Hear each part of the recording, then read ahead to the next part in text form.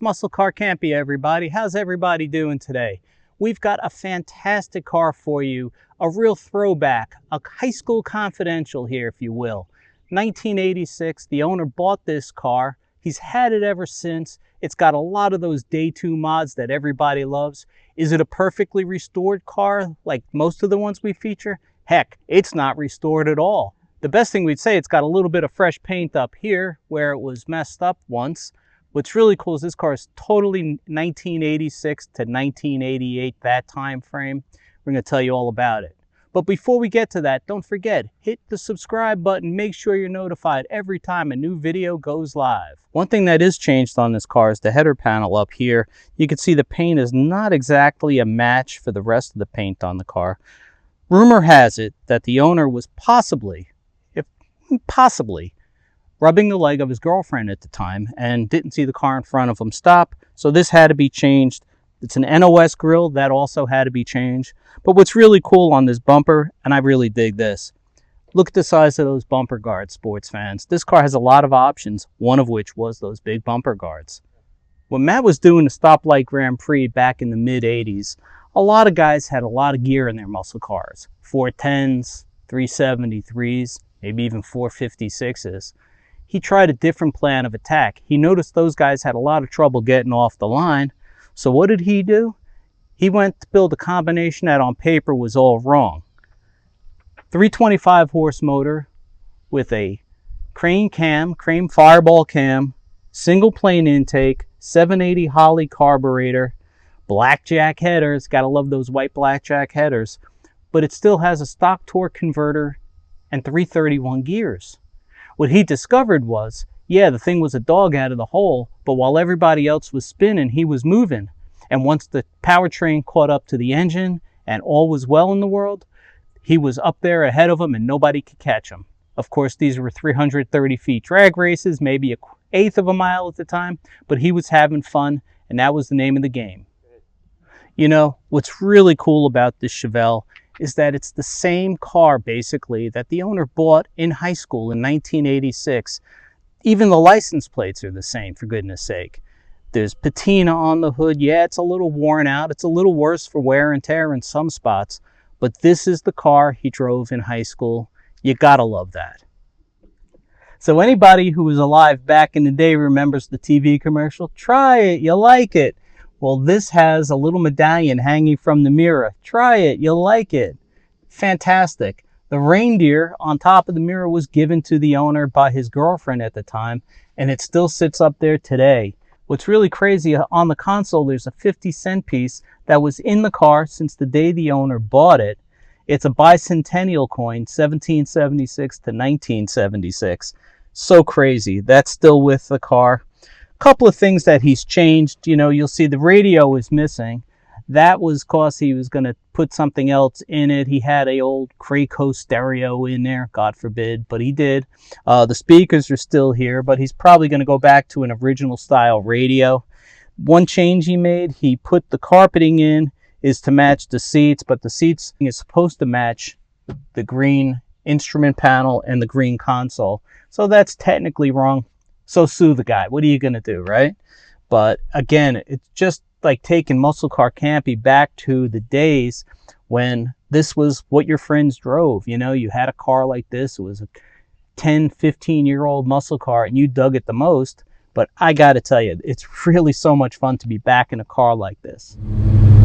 All right, everybody, we're with owner Matt Coops in his 68 Chevelle SS396. It's an original 325 horse car. Matt, one of the really interesting things on this car, it really is fairly option laden. You've got air conditioning, you got the big bumper guards. What other options are on this car? So this car came with 8-track, also came with the AM/FM stereophonic 4-speaker system, power steering, power disc brakes, and a posi traction rear. Wow, so this got a lot of really cool options. Yes. Yet the original owner or the dealer, whoever ordered the car, did not pony up for the goofy tachometer. Yeah. So I know you've got an odometer tack in there now. Yep. That looks a little newer than 1986 though. Is that the original? That's not the tack you put in then, I assume. No, I think this one, the original one I got from actually a family member that used to race in the 70s, and that tachometer gave up the ghost and died. So I put that one in, I think, in the 90s. Now I noticed, like I said earlier in the video, you've got the try it, you'll like it medallion hanging from the mirror, which you said, I thought it was funny that you had it on there. You said that was on your original go-kart when you were racing go-karts as a kid, so that thing's really been around for a while. Yep, it's like my little guardian angel. What made you keep it all this time? I mean, that's kind of unusual. I came from a family where, we didn't have a lot of money, and I had to pay my dad back to buy this car in 1986. And I realized quickly how hard it was to make money and pay something like this off. So it really, really meant a lot to me to finally own it. And I was not going to let it slip through my fingers. And, a lot of memories too in this car. Racing and dating my girlfriends in high school, going to football games and prom. Prom. Yep, went to prom, and a lot of other stupidity. Yes. Which stupidity, we'll use that as the overall all-encompassing childhood stuff. So what's really funny now is not only do you restore cars, but you're one of the preeminent restorers of Dodge Daytonas and other Mopars. That's kind of different. Yes. How did you get into those? So I remember back in high school, again, going out on the weekends and racing people, and there were, Camaros and Mustangs everywhere, but the Mopars, you had to really watch out if you tangled with a Mopar. It was either blindingly fast or a complete piece of junk. But either way, I just remember those cars looking so amazing, the colors and the wings and the sounds they made. I was like, it just really captivated me. And you're in the process right now of restoring one of the most notorious cars of the recent couple of years, which is the '69 Charger Daytona that was up to its windowsills in seawater after Hurricane Ian a couple of years ago. Yes. They brought that car to your shop, and we hope to do a video on that pretty soon. But you were telling me before, that car was so messed up, it didn't look bad by the body, but it was full of seawater and full of sand. And you were telling me you couldn't even hit the rocker switch to turn on the headlights because there was so much sand in it. That's true. I got the car in about 5 to 7 weeks after it was wet. And in that time, the front suspension had frozen solid. The rocker switches were packed full of sand. It looked okay, but it was deteriorating very quickly. I mean, if you didn't get to it when you did, who knows how bad it would have gotten. Yeah, there would have been irreparable damage. There would have been parts that could not have been saved. And what number Daytona is that? Do you know? So I believe that car is roughly around the 245th Daytona made. Okay. It's right in the pack, right in the middle of the pack of Daytona production. It was total production 503. Yes, that's correct. 503. Yep. Okay. So, I mean, you really had to have your work cut out for it. But we'll save most of that talk for when we shoot that video. Yep.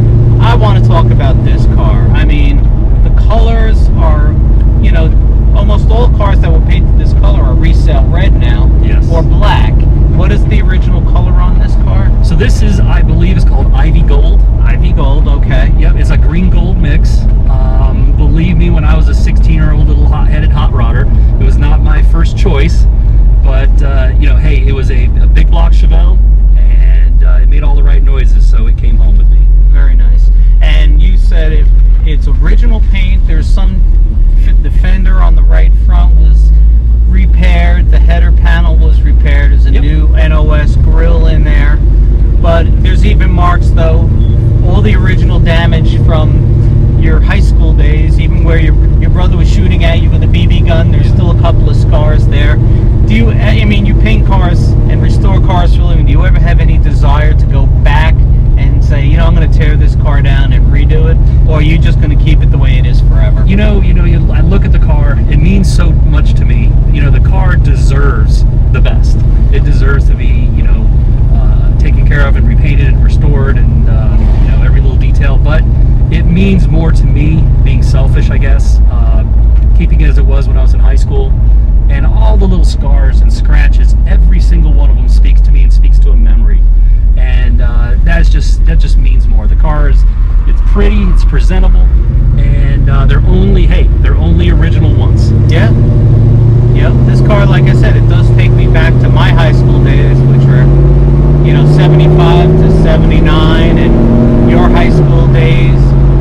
I mean, this is what they were like. Yep. You know, in fact, this is a lot better than most of them were. Most of them had been rusted out at that point and with the just terrible condition. And luckily, this car, you know, avoided the rust worms, as if you want to call it. I did not drive it in the snow. If it was raining too hard, it stayed in the garage, and it really saved its life. Very nice. And you've got the horseshoe shifter in here. I love the bicentennial edition 50-cent piece that you have. Yep. That's, you said that was in the car when you got it. The day I bought it, that car was sitting there. And these are actually the pens and pencils I used in high school to take exams. Jeez. A lot of memories. I can see why you'd want to keep it the way it is. It's true, you know. Do you ever run into any of your old high school buddies who didn't know you still kept the car, and they see it and they're like, hey, that's just like the one you had in high school? It's funny you mention that, because they, some of them looked me up on Facebook, and I posted 1 or 2 pictures of this car, and they're like, holy crap, you still have that? Because in high school, I remember saying, man, why did you buy that piece of junk? That car's a piece of junk. Well, I was like, well, go for a ride with me and tell me what you say. So then they used to call my car the illegal car. It was illegally fast, which is not a thing. They just didn't know. But, you know, they're like, oh, you got to sell that and get a Camaro. Well, I was like, I didn't. And now they're like, oh my God, that's so awesome. You have that car. That must be worth a lot of money. It's like, And I noticed, like I said, there's no real rattles in it, no weirdness. It seems like it drives pretty much like a 68 Chevelle should. It's a great, I mean, it was a great car. It was taken care of quite well before me, and it shows. You know, it's solid, never been blown apart in a million pieces. What's your favorite memory of this car? Do you have one of 50 years worth of memories? Do you have one that really stands out for you? So I remember one time a friend of mine called me and said, hey, I got a race for you on a school night. And my mom was, you know, school's first, had to do your lessons, so I had to sneak out and go race this guy. And I got home, mom was asleep, didn't think she heard. I was good as gold. I did my thing, I beat the guy. And I'll never forget, it was like a Tuesday night. Well, that Friday I want to take my girlfriend out on a date. And my mom's like, where are you going? Just going on a date. No, you're not. You went out Tuesday night and you weren't supposed to, and you broke my trust. You're grounded. Oh. And so I sulked, and you know, so after a few hours she's like, okay, you can go. But I'll never forget that. All right, everybody, that's it for today. Muscle Car Campy saying see you later. Don't forget, before you leave, hit the subscribe button so you get notified every time a new video goes live. We've got all kinds of cool muscle cars coming up. You won't want to miss any of them.